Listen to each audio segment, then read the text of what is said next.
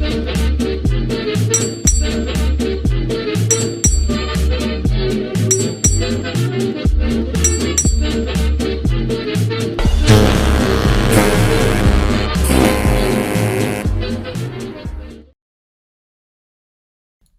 everybody and welcome to the Drydock episode 303. This week the questions are taken from Guide 381 on the Francesco Caracciolo class of Italian battleships that were never built, the first part of the ongoing series on Johnny Walker, and the video on the last stand of the Imperial Japanese Navy ship Takao, which was of course our April the 1st video. So let's begin.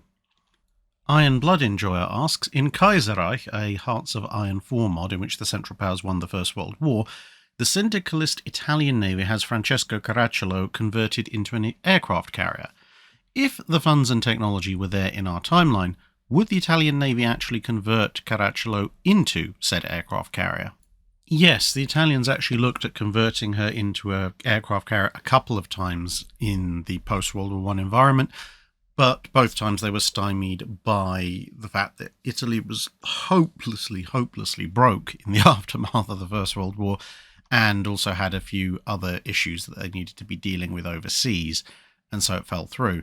However, the optimum time period for Italy to get the Caracciolo converted would be in the early to mid 1920s, so maybe 23, 24-ish, because their initial proposal, okay, it's perfectly fine to convert a carrier in the late 1910s, but at that point, everyone is brand new to the carrier conversion business, whereas by the approaching the mid 1920s, okay, you know, the big ones, Lexington and Saratoga, Kagi-Kaga, they've not been completed yet. In fact, they've only just been authorized by Washington.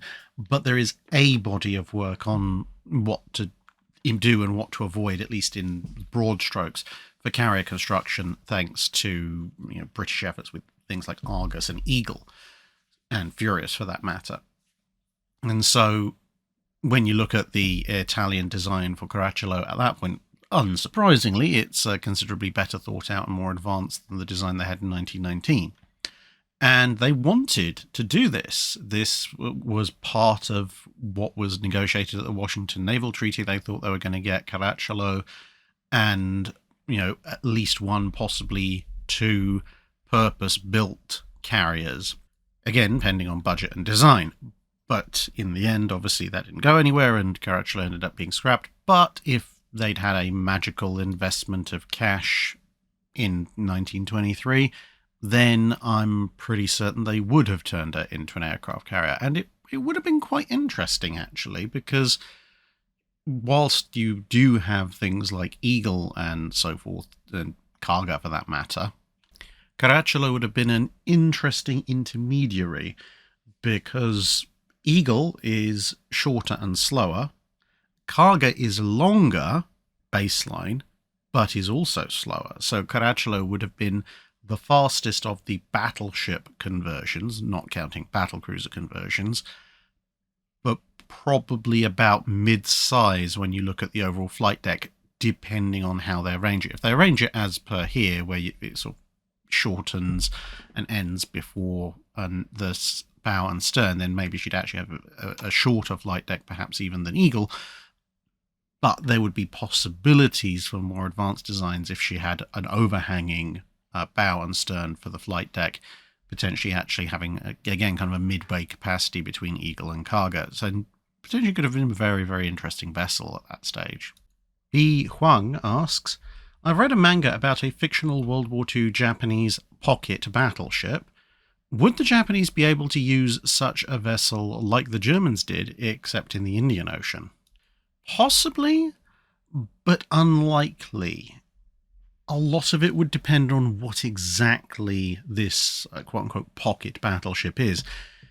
Because if it's a pocket battleship in the manner of the German Deutschland class, that's really not going to work out very well. Now, obviously, Admiral Graf Spee did go into the Indian Ocean in the very early part of the Second World War.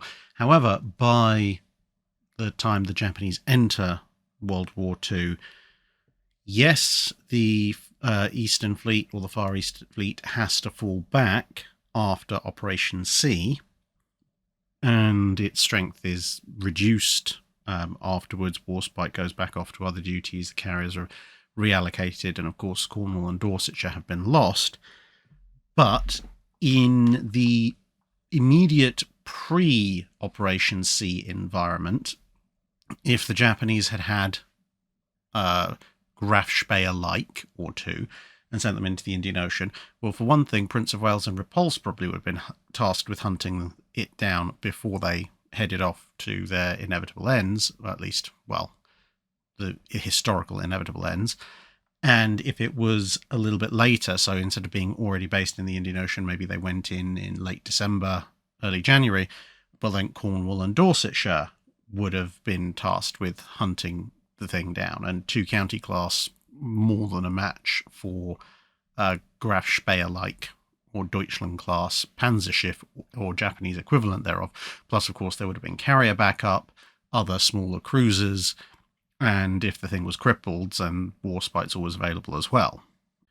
And that's just looking at the historical forces the British deployed there. That's not looking at ships like HMAS Canberra and HMAS Australia, which throws another 2 county class into the mix.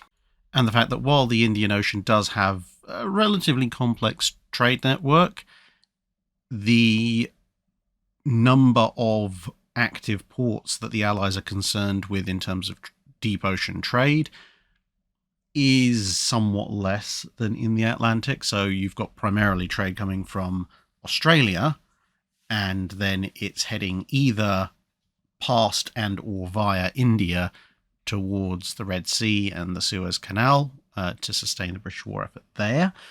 And obviously the subcontinent trade is going to and from along that route as well. And then you also have the route to South Africa, which usually goes not just to South Africa, but also around into the wider open ocean.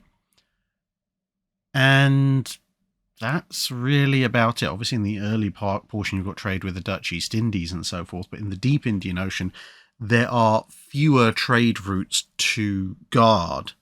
And that means although there's comparatively fewer escort vessels, they have a much, much smaller area of ocean to search. And as I said, this doesn't account for the fact that if these things exist, the Allies are probably going to deploy a few warships to deal with them. It also plays completely counter to the Japanese way of thinking, and that's before we get into discussions about air power and where air bases are, because India sitting on the middle of the Indian Ocean trade routes is a very much different situation to the Atlantic, for example.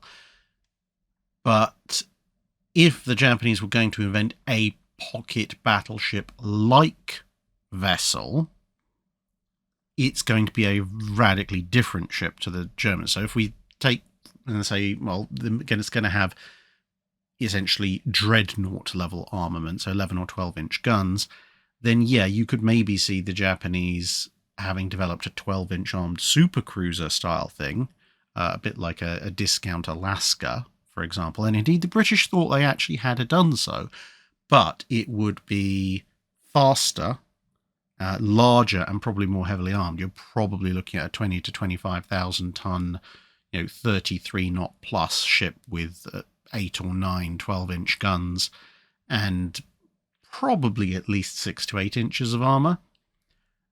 That would actually be, assuming it's got a decent cruising range at lower speed, that would actually be both a pretty good commerce raider, because the kind of combination of cruisers that could overwhelm something like Graf Spee probably can't overwhelm this thing, and it would also be relatively useful in the Japanese battle line, and indeed in some ways matches up some of the ideas the Japanese were actually thinking about in the early 1940s in terms of ships to construct.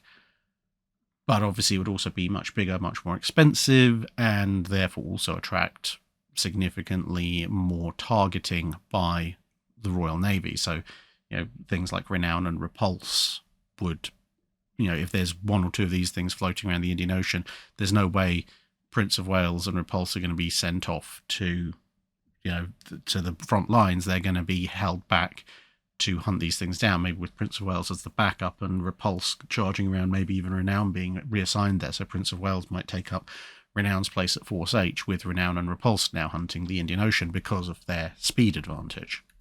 Alexei asks, why didn't the Regia Marina just trade 2 Francesco Caracciolo class for 2 Andrea Doria class? The resources and budget for the 2 Dorias can be switched to the Caracciolos, giving them better assets than they historically ended up with.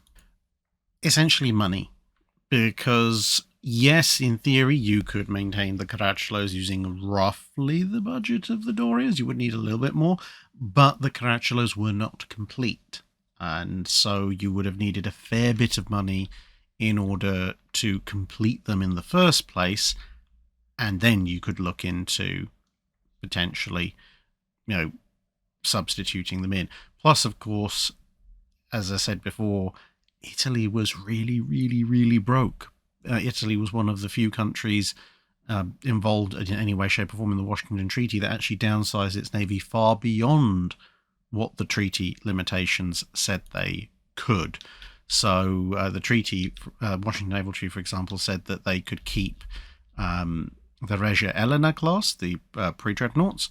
They could keep Dante Alighieri, which was their first dreadnought, and it made allowance for them restoring Leonardo da Vinci, the third of the Conte di Cavours. But, faced with the budgetary restrictions that they had, the Italians ditched the Regia Elena class vessels. They ditched the idea of reconditioning the Leonardo da Vinci, and although they kept her in reserve and worked with her for a very short amount of time, Dante Alighieri was also for the chopping block pretty quickly. She was gone before the end of the 1920s. So collectively, that left them with the 2 Conte di Cavours and the 2 Andrea Dorias, at which point, you can see how bad their budgetary issues are. In theory, if they had the money, they could substitute the Caracciolos, or 2 Caracciolos, for the Alighieri and the Regia Elenas and still come out a little bit ahead on displacement, and it still would have been fine from a budgetary perspective, but they didn't have that money, and if they were going to get rid of 2 of their 4 remaining dreadnoughts, then obviously they would have been, technically speaking, slightly better off getting rid of the Conte di Cavour, so Conte di Cavour and Giulio Cesare, rather than the Andrea Dorias, because the Andrea Dorias were pretty much their latest and greatest capital ships.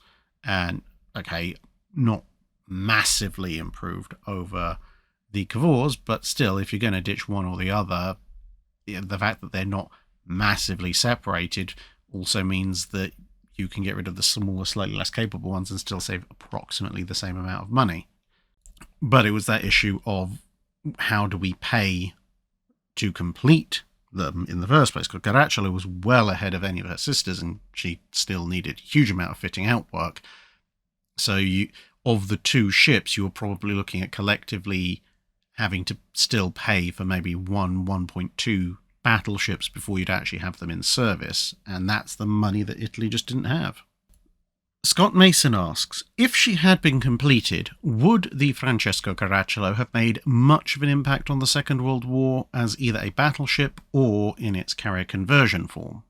I don't think she would have made too much of an impact, sadly, in her battleship form, for a few reasons. I mean, yes, it might be tempting to go, yeah, but it gives Italy another fast battleship. Yeah, but the Cavours and Dorias had kind of been turned into fast battleships by the time the Second World War rolled around.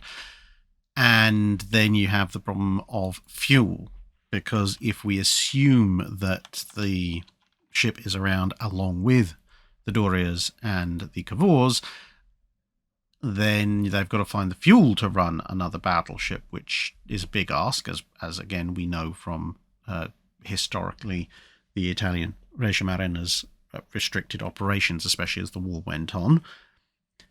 And ultimately, a fast-ish battleship, I suppose properly battleship, armed with 15-inch guns, well, The Littorios are kind of that, but better. So the fact they have an additional one isn't as much of a thing as you might think. Now, the flip side to that, of course, is it does give the Italians another whole capital ship. So assuming, at least early in the war, they have the fuel to run the thing, it's not fantastically protected, but it is much more heavily armed, and starting out with a baseline speed of 28 knots, potentially considerably faster than the Dorias and the Cavours. So before Littorio and Vittorio Veneto become operational, and even once they do, it would be something of a force multiplier for the Regia Marina, because once the Littorios are online, it provides them with a third 15-inch ship, so they can always have at least one in operation. You're using the rule of thirds. So that could be an impact, but if we're going to go with that, realistically speaking, as we were discussing in the previous question with the various budgetary issues, the Italians are probably going to have sacrificed the Cavours to do that. So it would give Italy a somewhat more powerful single asset, but at the expense of two others, which, given that the Royal Navy's baseline is admittedly somewhat slower, but still ships armed with 15-inch guns and somewhat better protected, it's kind of 6 of one, half dozen of the other in a lot of ways. And as the war goes on and fuel gets scarcer, it just becomes a bit of an albatross around everybody's neck.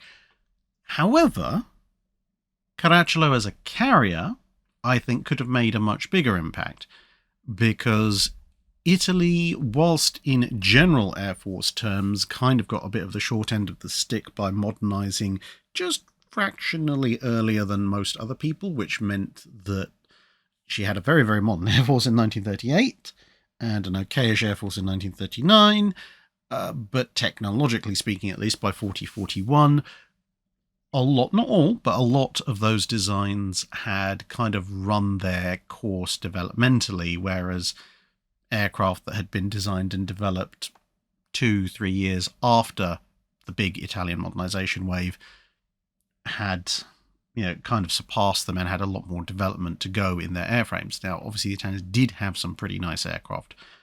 It's more of a general statement, not a specific one. But the thing is, when you look at some of the ideas they came up with for Aquila and Spaviero, the carriers they actually tried to convert in the Second World War, even if we pretend the Italians haven't really been doing all that much with carrier aviation in the interwar period and thus developed their own line of naval fighters, the fact of the matter is, if you look at the better performing of the Italian aircraft that are available at, say, mid-1939, and then convert a few of them over to become carrier-based fighters or carrier-based strike aircraft, admittedly, it's a very low bar to be better than a skewer or a rock, but they're better than skewers or rocks, and they would potentially cause some significant problems for the later fleet air-arm aircraft, Swordfish, Albacores, Fulmars, etc. If the Italians could bring some of their better land-based aircraft like RE-2000s into play, even if their strike efforts maybe don't lead anywhere particularly fast, the fact that they're able to provide air cover to the Italian fleet could change quite a few things. Pola might not be hit. If Pola's not hit, then Matapan is essentially a skirmish where the Italians got the better of it, rather than the, execution of the Zara class that it turned out to be. And an interesting side note, it would also make British efforts a lot more difficult when it comes to disguising their intel, because remember, whilst the British were reading a reasonable number of Italian and obviously later, once they got involved as well, German codes, and exploiting that signals intel to direct the Royal Navy to where it needed to be, they were covering it in part by sending out land-based patrol aircraft, which just so happened to encounter the Italian Navy and then could legitimately report back. And then the Italians go, oh yes, well, clearly they knew where we were because they sent a recon aircraft and we saw it. Well, it sucks to be us. If the Italian Navy now has a carrier that can keep pace with the fleet, and they've therefore got a combat air patrol, then spotting the Italians with those recon aircraft becomes a whole lot more dangerous. And, if a recon aircraft is caught 50, 60 miles away from the Italian fleet and then shot down by the Italian carrier-based fighters, and somehow the British still magically happen to know where you are and where you're going, suddenly that might start raising a lot more questions back on the Italian mainland of how exactly does the Royal Navy know these things, because they definitely didn't guess it by recon aircraft this time. C. Babylon asks, how good were anti-aircraft defences of the U-boats during the time period of the first video on Johnny Walker, such as during the engagement of the convoy as described in that video? It varied depending on the type of submarine. Obviously, a Type 9 being a lot much larger could carry somewhat heavier weapons than a Type 7. And you've got to bear in mind that the Type 7, which normally came with an 88mm deck gun, and the Type 9, which typically came with a 105mm deck gun, neither of those deck guns were really anti-aircraft capable. They didn't have the elevation, and therefore obviously were usually not issued with anything like an anti-aircraft shell. Some 88mm guns were later replaced with a more high-angle version, but in 1942, which is when that engagement of the convoy that we were talking about here with the Johnny Walker video part 1 took place, that's not really going to be a thing. So ignore the deck guns, you're looking just purely at dedicated AA weapons, and that is going to be, by default, either a single 20mm cannon or the, bolt-action 37mm, that one, yeah. However, happily for the U-boats and perhaps unhappily for everybody else, they were changing that. As you went through 1942 towards the end of 1942, they were looking at fitting more and or better AA weapons. So twin 20mm or twin heavy machine guns being quite often added, and a few other changes later on in the war. They would actually decide maybe having a bolt-action anti-aircraft gun wasn't such a good idea either, and the 37mm got replaced. But it all varies quite a bit. So what exactly any given U-boat had as its AA defense, certainly by mid to late 42, was a little bit up in the air. If you were an aircraft attacking, you could get lucky and there would just be a single bolt-action 37mm, at which point, yeah, okay, for the 37mm around here, you probably weren't long for this world. But the rate of fire was relatively low, so if you had machine guns or cannons of your own, you could probably risk an attack and, you're fairly likely to get away with it. Whereas if you were unlucky, you might come across something that's toting, as I said, a couple of heavy machine guns or a couple of 20mm cannon, much higher rate of fire, much more handy, especially on the heaving deck of a U-boat. And so you might come in for a strafing run thinking, oh, this is going to be nice and easy. There's a big, slow tracking, slow firing AA gun's the only thing I've got to worry about. And the next minute, there's 400 rounds of automatic gunfire going off all around you, and suddenly you're being dunked into the sea. The man formerly known as Commenting Is What I Do asks, I was recently reading a thread on the Type 21, and one commentator on it suggested that the Type 21 program embodied the Germans' weakness for total overhaul. He suggested instead that the Kriegsmarine should have engaged in a Guppy-like program for existing U-boat classes rather than putting all their faith on completely new submarines. Do you agree with this statement? Could any of the Kriegsmarine's U-boat classes be retrofitted like this in the first place? And what benefits could have been provided, and would such features have been worth it? And could this be done in a far more reasonable time than having the classes replaced by the newer electroboat types? In theory, something vaguely Guppy-ish could be done, because remember, a lot of it is about the external pressure hull being changed. So, the casing of the conning tower dash sail, the outer hull itself, that doesn't necessarily compromise the pressure hull. Some of the Guppy programs did involve extending the pressure hull. That would be a bit longer, but just the ones that change the external appearance for streamlining purposes, you could, in theory, develop some kind of Guppy program for the Type 7s and the Type 9s, but that also involves overhauling their batteries, potentially changing out the internal machinery, and now your costs are starting to escalate. And bear in mind, obviously, that various German submarines were either being manufactured to new standards or were being partially retrofitted to newer standards as they came in. So a Type 7C, for example, is a very different beast to a last stage Type 7 and the initial Type 9 compared to a Type 9D. Again, they're theoretically based on the same overall design, but their capabilities are quite different. So it's not like the Germans weren't upgrading their existing subs, but fundamentally, the state of Allied anti-submarine warfare efforts by late 43 going into 44 was such that the design of the Type 7 and the Type 9 was now at a disadvantage compared to what the Allies could bring to bear. And the Type 21, flawed as it might have been in the execution, did at least try to address most of these issues in its own design. Another thing to bear in mind, of course, is the Type 21, as you can kind of see here, is a substantially larger submarine, so it can incorporate a lot more than trying to feed further and further iterations of design changes into the increasingly more and more cramped hulls of a Type 7 or a Type 9. But I think I personally probably wouldn't agree with the statement that the Germans should have gone with a Guppy-like program, primarily because of time and resource constraints. The US, when it had peacetime and people, not bombing the ever-living daylights out of its ports, tended to take 6 to 12 months to convert a submarine from its original form into, whether they're doing Guppy 1, 1A, 2, 2A, etc., form. Now, the fundamental problem you face is that if you're going to do that to the existing Type 7 and Type 9 fleet, that means your existing Type 7 and Type 9 fleet are going to be out of action for half a year to a year. And can Germany really afford to pull the majority of its U-boats off the front lines completely for what, as it turns out, would be 20 to 40% of the remaining total span of their involvement in World War II? Probably not. And, that's assuming they're all magically converted all at once, whereas in actual fact, you'd have some being converted and then others and then others and then others.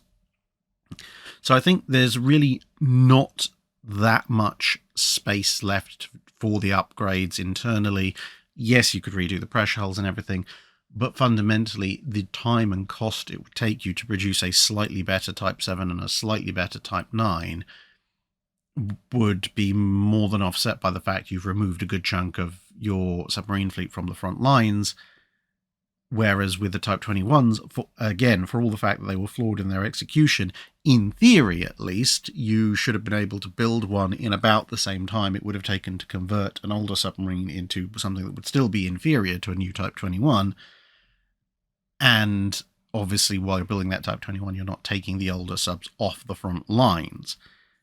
Now, if you were to put that for, say, late 42, early 43, when there were a series of pauses, and maybe even pushing mid 43, when there were, as I say, a series of pauses in U-boat operations for various reasons, so the subs are kind of sitting idle anyway, then maybe at that point you could justify some kind of Guppy-ish upgrade. But as I said, a lot of the easier to do upgrades were already being done to the German U-boats anyway. So there's a little bit of limited potential there in the first place. But also the amount of technological development that went on between the Gatos, Balaus and Tenches being built and the Guppy program being implemented versus the Type 7s and Type 9s being built and late 42, early 43, that gap's also substantially smaller. So even then, yes, you would have gotten a slightly better return on investment once those Type 7s and Type 9s go back out into the water. But would it really be worth the total economic cost? I would question that. Especially when you consider all the delays that would have occurred in wartime, especially once the Allies took a look at their recon photos and went, hey, I wonder why the Germans have pulled all their U-boats out of the water. They seem to be doing something weird to them. This can't be good. Let's bomb them all, even more than they historically did. I think a Guppy program for submarine upgrades is, or Guppy-ish like, is something you really want to do in peacetime, not in the middle of an existential war where you're on the back foot. Emperor Dave asks, Britain seems to have had excellent admirals in World War II. How do they achieve this after the somewhat mediocre crop of World War I? And perhaps in World War II, who was that war's beatie, i.e. the worst at sea admiral? Well, I think there's quite a few different angles to this. Firstly, in the First World War, yes, overall, the Royal Navy's admirals weren't necessarily as good as in the Second World War, but that tends to conceal they actually did have a number of pretty good admirals, and not just one or two. There were a reasonable few. The thing is that a lot of them don't get a huge amount of screen time, if you like, in most of the common histories. So, the Dover Patrol, the Harwich Force, some of the operations in the Mediterranean, maybe not necessarily some of the Dardanelles ones, but we'll leave that to one side, as well as some of the sub-admirals who were in charge of various sections of the Grand Fleet, including the man I keep coming back to, Admiral Sturdy. These were pretty darn good officers who would have, stood their ground against many of their successors in the Second World War. But they were either in, as I said, secondary roles, so like the Dover Patrol, so they don't get a huge amount of screen time comparatively, or, and this is where the sort of the more negative side of things comes in, they were a little bit constrained by the existing Royal Navy hierarchy, which, at least on a grand strategy level, was considerably more conservative than it would be in the Second World War. Like, for example, not wanting to let Sturdy try some of his more inventive stuff with the Grand Fleet. There were some reasons for that. Obviously, the fact that Britain held a decisive advantage and they didn't want to throw that away by being risky with it. But also, Britain just hadn't been in a major naval war for almost a century. There had been naval conflicts, but nothing that came even close to challenging the Royal Navy since the last shots of the Napoleonic Wars were fired. Look at the Crimean War. Russia had on paper a relatively large and well-equipped fleet in the 1850s, and admittedly Britain allied with France, but all it took was the Royal Navy and the Marine Nationale rocking up for most of the Russian Navy to just hide in port and then scuttle itself. So what could have been a fairly impressive knockdown drag-out fight at sea, albeit very heavily weighted in the Anglo-French alliance's favour, basically ended up being a bunch of glorified shore bombardment missions. And this meant that essentially when it came to, grand scale naval war, no one in the Royal Navy had any real combat experience. Gunboats and shooting at random people in China does not equate when you're trying to plot grand strategy for the Grand Fleet.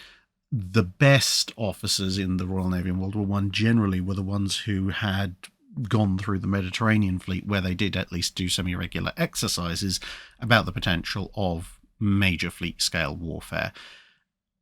And without that sort of winnowing process, you could end up with either overly conservative mindsets or people who just, might have been okay peacetime admirals, but just weren't very good at being wartime admirals.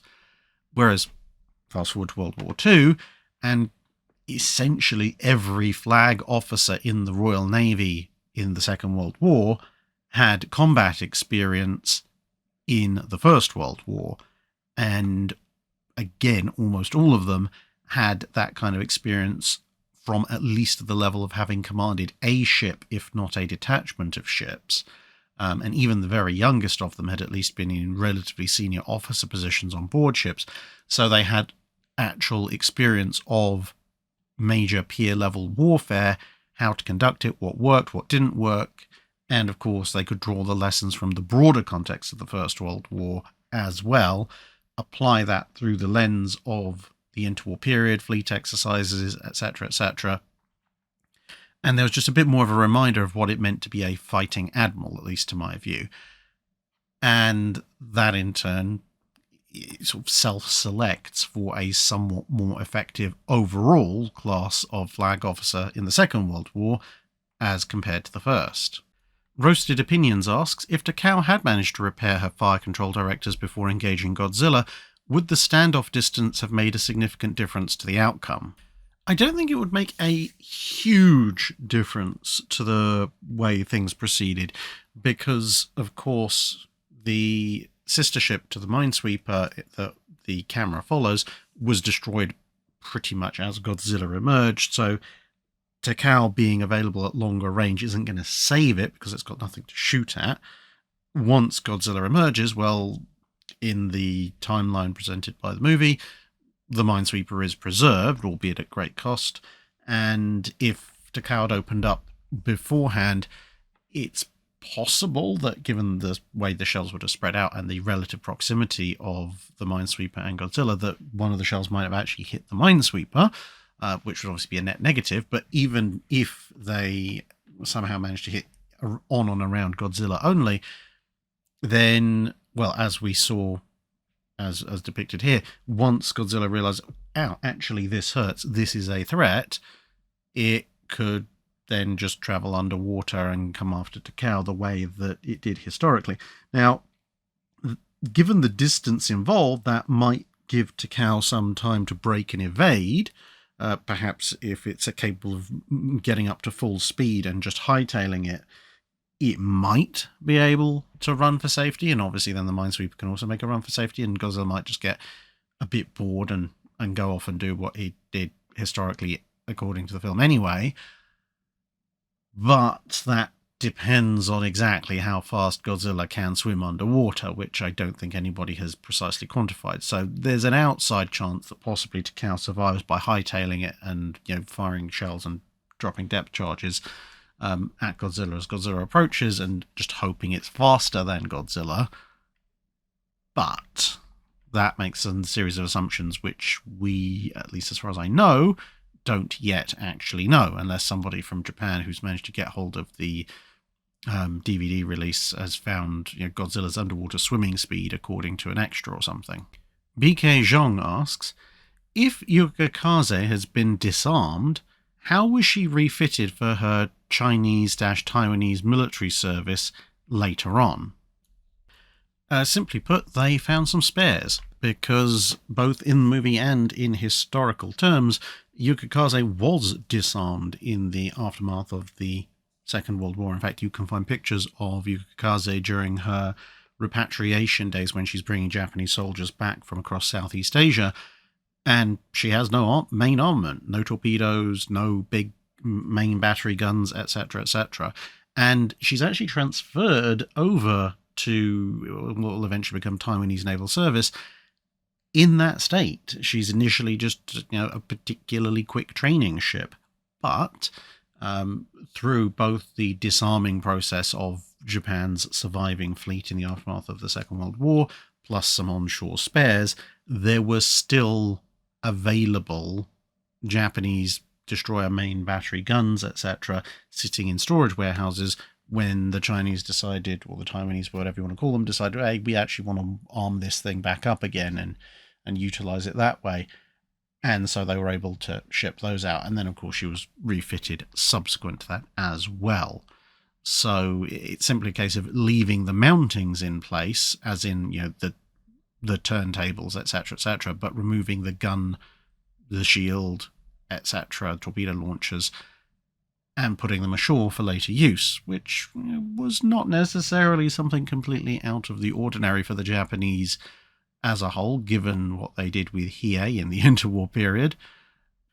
Greg M. asks, in the Age of Sail, the Royal Navy seems to have been especially wedded to seniority above all else for advancing captains, commodores, and admirals. Is this correct? And if so, how, if at all, did they sort out the weaker commanders and or accelerate the careers of the most capable? The obsession with seniority when it comes to who's in line for the promotion to the next level comes and goes in the Royal Navy during the Age of Sail. It is very true to say it was a major problem for big chunks of that period, but it was much more of a problem in prolonged periods of peace, whereas in prolonged periods of war, it tended to become less of an issue because practicality overtook things for a decent portion of those conflicts, although the most dangerous period was usually at the beginning of the conflict, where the old ingrained peacetime habits took a while to shift. Now, With that said, how do they sort out the weaker commanders, get rid of them, and accelerate the careers of the most capable? In the Age of Sail, there was a fair amount of combat going on in some way, shape, or form, and that meant that the most capable commanders tended to get noticed in part because of their accomplishments in battle. And significant accomplishments in battle, like capturing an enemy ship or saving a senior officer's vessel or something equally dramatic, could net you an early promotion just based on your valor and actions in battle. So, the best commanders, if they were lucky enough to see combat in some way, shape, or form, it didn't have to necessarily be a pitched battle. It could also be coming in with a bunch of prizes from a frigate cruise. You'd net early promotion from that. And of course, that would then put you much higher up the seniority list for the next grade, because it wasn't considered in terms of, well, this person entered the service in, 1780, and you've only entered the service in 1784, therefore he is senior. It would be, of all of those who, let's say, have the rank of captain, who achieved the rank of captain the earliest. And if you've been promoted from lieutenant or master and commander or commander to captain relatively early in life, because you did something quite notable, perhaps on a sloop or a brig, you'd be quite high up that seniority ladder compared to someone who got promoted to that rank maybe a year or two after you, who might have been in the service 3 or 4 years longer than you. There's also a certain amount of discretion in the hands of admirals on the scene. So, for example, let's say the captain of one of your ships of the line has been killed, or the captain of one of your frigates has been promoted, or they've gone away ill, or something like that. So I'm just using captain as a baseline. So let's say you need a new captain in your fleet. Well, the Navy list as a whole might say that, well, there's somebody, over in India who is the senior most lieutenant in the Navy, and theoretically, therefore, should be promoted to captain to take command of the ship. However, if you're in the West Indies and they're in India, well, one, you probably don't even know who the heck they are, and two, the chances of summoning them over are slim to none, at which point you now have, as the admiral in charge of, let's say, the West Indies squadron, discretion to go, well, I think this particular person has done a pretty good job so far, so I'm going to make them acting captain of whatever ship, and we're going to run with that, and eventually the Admiralty will hopefully come back and confirm that appointment. So that would be another way for a capable officer, or at least one who's got the notice of his admiral, to jump up a few rungs on the seniority ladder. Conversely, with weaker commanders, in some ways the reverse is true. You don't have to give them a prestigious command. If they're eligible for promotion to captain, you might give them command of a small sixth rate whose primary duty is relaying signals between the fleet, whereas the more capable captain might get a 32-gun ship and sent off to do all sorts of things on his own. And weirdly enough, also in some cases, not really bad commanders, but commanders that were viewed as slightly weaker in terms of initiative, were very often dispatched onto command of small capital ships, ships of the line, because if they were in charge of a 64 or 68 or 72 gunner, for example, then the chances of them actually leading any formation for any length of time were slim to none, and they'd be with the formation of much more senior officers who could essentially keep them in line, and all they have to do is command the ship and follow orders for where the ship's supposed to go, which is a much easier task than someone who's perhaps given command of a first rate who's got to lead a fleet formation, or, as I said, sent off on a fifth-rate frigate where they have to show initiative. Once you get beyond the rank of captain to commodore or admiral, etc., the other way of dealing with a weaker commander would be to promote them ashore. So put them in some kind of shore-based admin task or role, or even on half pay, and you might administratively have to promote them at some point, but you wouldn't put them in command of anything at sea if you thought they couldn't really handle it. And this was sometimes known as promotion to Admiral of the Yellow. Essentially, if you were promoted to Rear Admiral but after 5 or 6 years, you hadn't been given any kind of seagoing command or major shore-based command like command of a major naval base, you could pretty much take it as read that that was the end of your active naval career and you were going to spend the rest of your career either in admin posts or on half pay. Brad in SoCal asks, currently looking out across San Francisco Bay, it's no longer a big Navy town, but it seems like it was during World War II based on all the photos of warships sailing under the Golden Gate Bridge.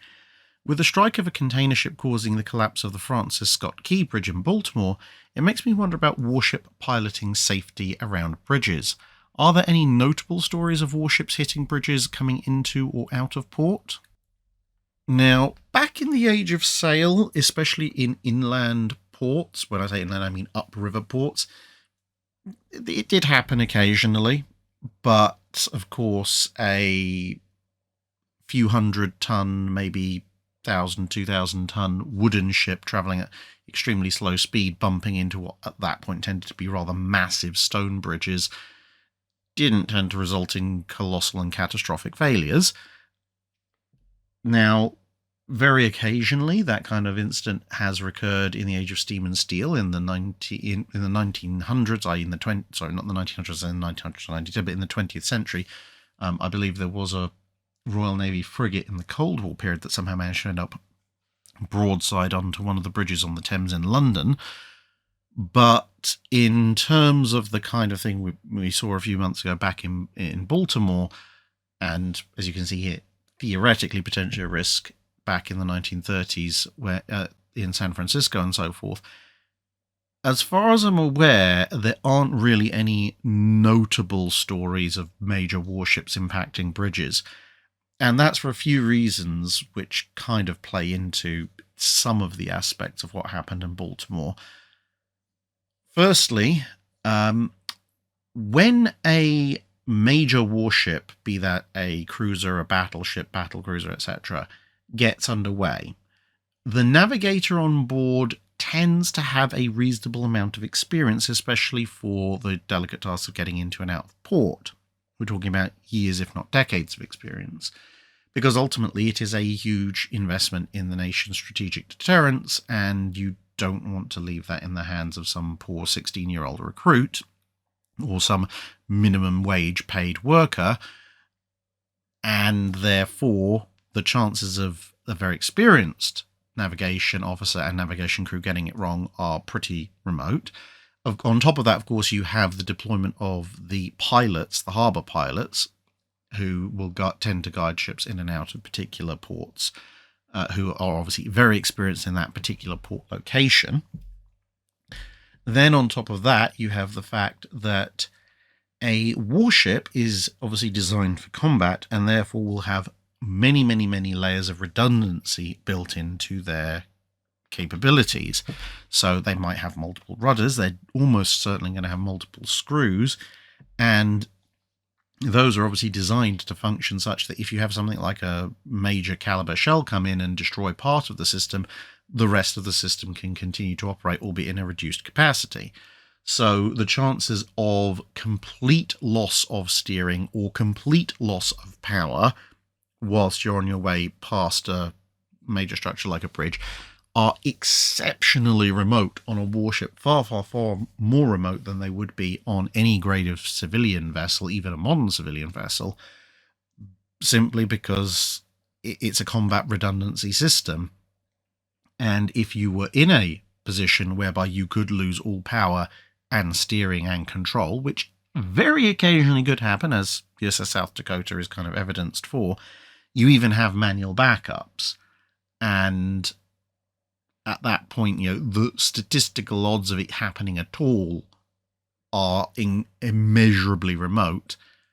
Couple that with the experienced crew, the fact you have hundreds of crew to address the problem quite quickly, and the fact that a lot of the time navies didn't like basing themselves out of ports, at least in the period that the Channel covers, where there were major bridges, precisely because not necessarily the risk of you hitting the bridge, but the risk of the enemy bringing the bridge down and blocking you in. There just weren't that many chances for that kind of interaction. San Francisco and the Golden Gate Bridge is a little bit of an exception, as you can see, the bridge was put in after the Navy based itself there. But an awful lot of the road bridges that you see these days over the entrances to major ports post-date either the period the channel covers or at least a good chunk of it. Alternate historian Turtleduck asks, during the Age of Sail, did navies ever experiment with armour, harder wood, or some other innovation to counter raking fire? And if not, why not? So essentially you're asking about an armoured bulkhead of some description. And broadly speaking, the answer is no. And that's for two reasons. I mean, outside of obviously designs where they were already looking at armour generally, at which point, yes, there would have been anti-raking armour. But in terms of putting in some kind of anti-raking bulkhead on a ship that was otherwise relatively conventional, the two biggest problems that arise are more generally weight, because as I pointed out, when you're talking about a position where gunfire is coming in at very close range, which is generally what will happen when you're being raked, having, you know, a bulkhead as thick as the sides of the ship isn't going to help you, because the sides of the ship wouldn't help you at that kind of close range. So you'd be talking about having to make, you know, even for frigates, they're expecting to maybe face off against 18-pounder shot, and rarely later on 24-pounder shot. You'd still be talking about a bulkhead 3 foot thick, which is a huge amount of wood, huge amount of expense, and it still might not stop a particularly powerful shot, and you're going to be causing some rather interesting structural issues, because if you have a bulkhead that thick, at least say, let's say on the gun decks, you've now created an extreme point of stiffness in a wooden structure that otherwise is relatively speaking flexible, which is going to cause all sorts of stresses and strains to build up around that area, which is going to lead to seams working, which is going to lead to leaking, potentially even lead to structural failure if you're not careful. And there's also the problem of where you put the thing, because on an Age of Sail ship, gun decks pretty much run the whole length of the ship. You know, the broadside gun deck turns into the bow chaser positions, and if you've been aboard Constitution or Victory, etc., you'll know that the port and starboard portholes or for the gun battery, they run all the way to within a few feet of the stern, and then guns can be swapped around to become stern chasers. So if you were to create some kind of citadel that at least encompasses the broadest part of the gun deck, then these sections, very heavy sections, are going to be extremely far forward and extremely far aft, which is going to exert a disproportionate effect on the rest of the ship, not just from the sniff discs we mentioned earlier, but also from the fact you've got now big weights at either end, which are going to be hogging the ship, which is not good at all. So essentially, for weight and structural reasons, it generally just doesn't work on Age of Sail ships. There are some notional ideas, at least on plans, where it looks like perhaps on some of the bigger first rates there was at least an attempt to put in some kind of bulkhead aft in the stern galleries, but how much of a serious effort that was and how thick it was is another matter entirely, because a slightly beefed up divider wall, which would be removed anyway when the ship goes into combat, versus a very thin bulkhead that might stop at least, you know, grape shot, canister shot, and small arms fire, you know, it can be a little difficult to tell in that case. And you don't want to have a thin actual bulkhead there if someone fires double-shotted cannon into you using just round shot, because then you're just adding splinters to the problem of the fact you're being raked. So nowadays I would tend to say those kind of diagrams are probably more just looking at slightly thicker removable panels for peacetime or non-battle operations more than anything else. Now, towards the end of the Age of Sail, once you get past the Napoleonic Wars, you do have what's called the rounded stern that comes in. This has structural advantages by continuing essentially the sides of the ship around the back of the ship, rather than having the big open glass coated galleries.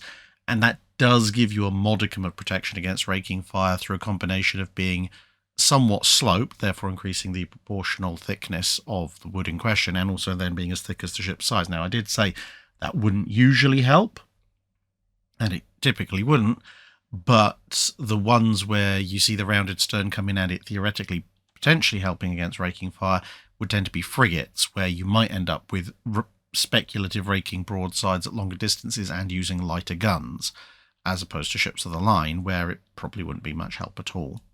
Glenn Ricafrente asks, early in the channel's history, you qualified Rodney's torpedo hit on Bismarck as probable. However, more recently it seems to me that you've been more definitive, stating it actually happened. Is the hit confirmed in your mind, and what's the evidence for and against its veracity? Well, that's a very good spot, actually. It shows you've been watching the channel for quite a while. Now, and you're absolutely correct. These days I'm much more definitive about, Rodney pretty much, I'm certain, hit Bismarck. The evidence for and against, when you're talking about evidence in the form of, did this ship get hit by a torpedo from this other launching platform, whether it be a sub, a ship, or an aircraft? So we're applying standard definitions of proof rather than inventing special cases for this particular incident, which some people like to do. So under standard definitions of proof, the evidence against it essentially amounts to, we haven't been able to find a socking great hole in the side of Bismarck. But for those of you who watched my video on, what actually the underwater expedition and report on Bismarck actually says, at least from the James Cameron expedition, you'll know that, well, unless somebody sends down a massive dredger that's, 3 miles long, and we happen to get very lucky, no one is ever going to be able to quantify that, because everything up to and including some of Bismarck's armor belt is submerged below mud for the most part, and what few exposed sections have been seen have pretty much proved that the decks below Bismarck's armor belt protection have basically been smashed into each other like a very, very short pancake, which means that if you send a sub down to and have a look at the side of Bismarck in the approximate location where the torpedo is supposed to have hit, you're not going to see anything because it'll just be mud. And as I said, even if you dredged it all out, the chances of you seeing a specific evidence of a 24.5-inch torpedo impact rather than just seeing a mangled mess of metal because, 3 or 4 decks have been smashed into about 10 feet, that's going to rather mitigate against making any definitive conclusions.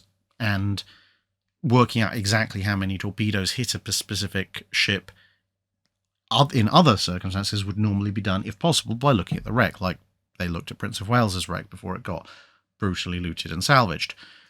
Now, the evidence for is actually, to me, relatively comprehensive, and the reason why I've shifted from probable to near enough certain it did occur is simply that at the time that the channel started and I was making my initial statements about this, I had read quite widely, obviously, on the final Battle of Bismarck, but the sources that I had read about the battle were primarily secondary sources. Now, secondary sources can be very, very good because, of course, a secondary source could be something like the Dulingarski and Durin's Battleship Bismarck book. It's a fantastic book, really well laid out, good evidence. Well, it's as close to a definitive book as you're likely to get these days. But it is still a secondary source because none of the 3 authors were there. Something like Mulheim Reichsberg's book, for example, is technically a primary source for the parts of it where he is talking about what he experienced, but other elements of it where he's putting things into a broader context based on other stuff he's researched himself is secondary. So it's kind of like a hybrid. Of course, you're not going to get a straight up, full out primary source off of Bismarck because, all her paperwork went to the bottom. So you can get primary sources from Bismarck from survivors, but it's going to be what they perceived in their sections of the ship. Now, about 2 years into the channel being a thing, I think if I'm remembering correctly, it was very, very shortly before lockdown occurred, I was able to, on one of my various visits to the National Archives, pull up the documentation of the testimony of Rodney's crew when it came to that battle. So I was able to look up primary source evidence for myself rather than rely on secondary sources which may or may not have looked at that particular primary source and may or may not have reported in full detail on it. And in the primary source evidence, Rodney's various crewmen specifically note that, one, they fired more than one torpedo, which is something you don't see in quite a few of the sources describing the battle. Secondly, that the torpedoes were tracked in, because obviously they make noise with their propellers, they were tracked in using the ASDIC setup aboard Rodney. So once the torpedo was launched, they listened to it motor off into the distance. And you also have other parts of Rodney's crew who say they saw a torpedo impact, which is, fairly distinctive, fairly definitive. And when you tie it all together, you actually get Rodney's ASDIC operators or hydrophone operators, whatever you want to call them, noting that there is this one particular torpedo which they're listening to fading off into the distance, and then the propeller noises stop in conjunction with the transmitted sound of a major underwater explosion, which happens at the same time as the crew, who are able to see what's going on outside, report seeing a big column of water come up alongside Bismarck. Now, let's put two and two together. If the guys who launched the torpedo say they launched the torpedo at X time, the guys who are tracking the torpedo say, yes, we picked up and tracked that torpedo, and when we stopped tracking it because it went silent and there was a massive explosion, and the guys up on deck say, yeah, at the time that they lost track of the torpedo because they heard a massive explosion underwater, we saw a massive explosion above water. That's about as near as you're going to get without direct film evidence that the torpedo hit. At least to my mind.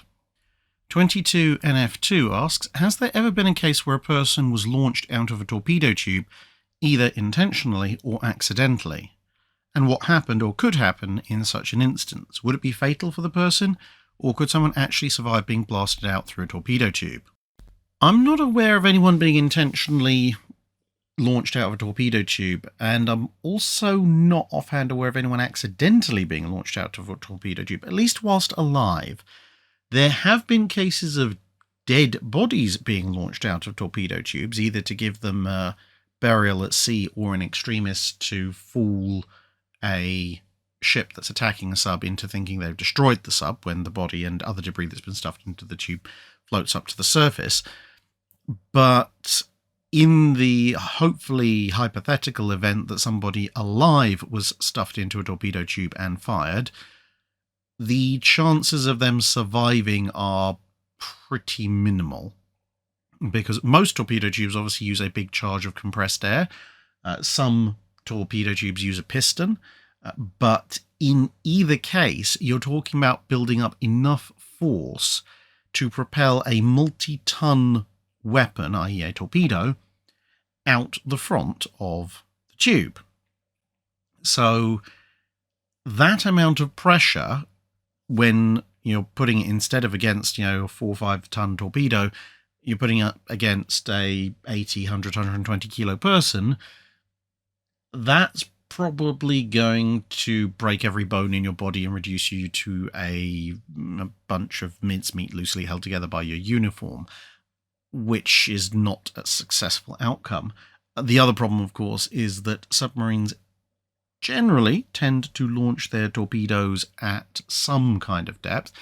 At periscope depth, the pressure of the water outside might not be a problem, but especially with more modern subs, if they're launching their torpedoes several hundred feet below the water, and you're going from being in a hopefully dry torpedo tube to then being in a flooded torpedo tube where you've held your breath, and you're then being kicked out by said massive force, even assuming it didn't pulp you for whatever reason, you'd suddenly find yourself several hundred feet underwater. The chances of you being in a fit condition to survive the journey to the surface is slim to none, and even if you did, well, the pressure at that depth might get you anyway, and the depth might be far too deep for you to reach the surface. So none of that is a good outcome. And of course, ultimately, you've got the fact that, when you get chucked out of said torpedo tube, you're being chucked into a very large body of water, which tends to be relatively solid. Now, of course, they do, when they're firing torpedoes, mitigate that effect by flooding the tube first so that you're within water. But even so, you're still going to be accelerated hard through water, which is not going to do any good for you. So, yeah, assuming they use a full pressure blast, I'm 99.9% sure if you got fired out of a torpedo tube, you would be dead before you cleared the door. And if you weren't, you'd very soon wish you were. And finally, Matt Blom asks, 20th century Japanese battleship design seems to have taken their strongest influences from the Royal Navy. However, were there any other notable influences to Japanese capital ship design in this time frame that they incorporated from observing other major navies, such as the Americans, the Germans, the Italians, etc.? Well, it's important you qualify the 20th century because, of course, prior to the 20th century, France had spent quite a bit of time as a strong influencing factor on the Japanese Navy before they switched over to taking influence from the Royal Navy. But with all that said, probably the single largest influence on Japanese capital ship design, if you want to say that's not British or perhaps even more than British, would be the American Navy. Not so much in taking design cues off the Americans, but more in terms of matching or trying to exceed them. In some ways, the Japanese did take design cues straight off of the Americans. For example, the Japanese adopted the all or nothing scheme, which the Americans had adopted first, actually before the European navies adopted the all or nothing scheme. And then, for example, with the Nagatos, they went with 16-inch, or technically 16.1-inch armament, largely because the Americans were going with 16-inch guns on their Colorado class. But in terms of other influences, the Americans at that point were going for very much more heavily favouring armour instead of speed, whereas the Nagato favours speed instead of armour. So you've got direct influences like the all or nothing scheme. You've got inferred influences like matching caliber with the Americans, because bearing in mind when Nagato's designed, the British are still building 15-inch armed ships, not 16-inch armed vessels. But you've also got almost inverse influences because America is seen as probably the most likely opponent, and therefore the Japanese Navy is being designed with features that are perhaps not all the time copying the Americans, but designed to counter them. So that aforementioned favouring of speed over armour, whereas the Americans favouring armour over speed, operational range, and that kind of thing. So the Japanese are tailoring their battle fleet almost, not entirely, but almost specifically around the idea of countering and defeating the American battle fleet, which in turn makes their observations of what the American battle fleet can do or not do extremely important when it comes to their own capital ship design. And that brings us to the end of the Drydock for this week. Thank you very much for listening, everybody, and I hope to see you again in another video soon. Who knows, we hopefully should have hit 500,000 subscribers at this point, so that means when I get back from Scandinavia, there'll be some kind of celebration to go forth with. So thanks for listening, thanks for watching, and of course, much as I hate to say it, and I virtually never say it, of course, please do subscribe if you want. Bye.